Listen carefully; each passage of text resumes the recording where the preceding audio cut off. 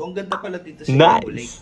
So, tara, puntahan natin para malaman natin kung is this an expectation or versus a reality place. Let's go!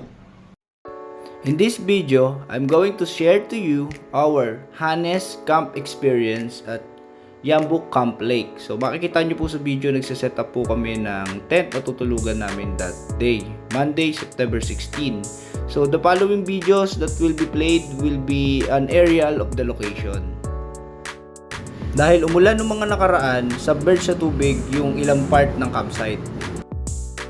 Pointed with an arrow, yan po yung campsite. 20 pesos po ang day tour, 140 pesos per head po yung overnight stay.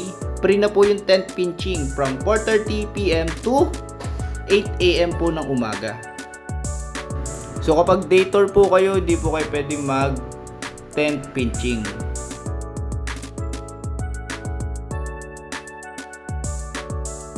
Pointed, again with an arrow, yan po yung mga cottages. Kailangan nyo mag-hire ng balsa para magawa yung mga water activities na ginagawa dito sa Yambo Lake. Hindi na kami nag-avail ng balsa at nag-water activities since may kasama kaming bata during the duration of our stay. So, camping lang yung aming ginawa dun sa Yambo Camp Lake.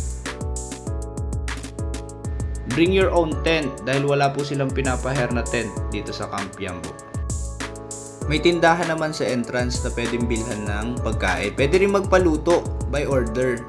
So, at during our stay at 7 PM, pinatay na nila yung tubig sa shower. So, naligo na kami sa CR. Malayo din yung CR sa mismong campsite. Ito po yung itsura ng campgrounds. Dahil Monday kami nagpunta sa Camp Yambo, hindi ganun kadami yung tao or hindi crowded yung camp area. Pero kahit ganun, disappointed pa rin kami lalo nung naggabi na. Makikita nyo sa mga susunod na video kung bakit. This video was taken at around 11 or past 11 na po ng gabi. So ganyan po siyang kaingay at yung ganyang senaryo po ay mas lumala pa or nag-continue mga around 3 to 4 AM na po ng madaling araw. So hindi po kami nakatulog dito sa campsite kahit po sa sobrang I don't know kung natsambahan ko lang yung set of campers na talagang ganito mag-camping or laging ganito sa Yambo Camping.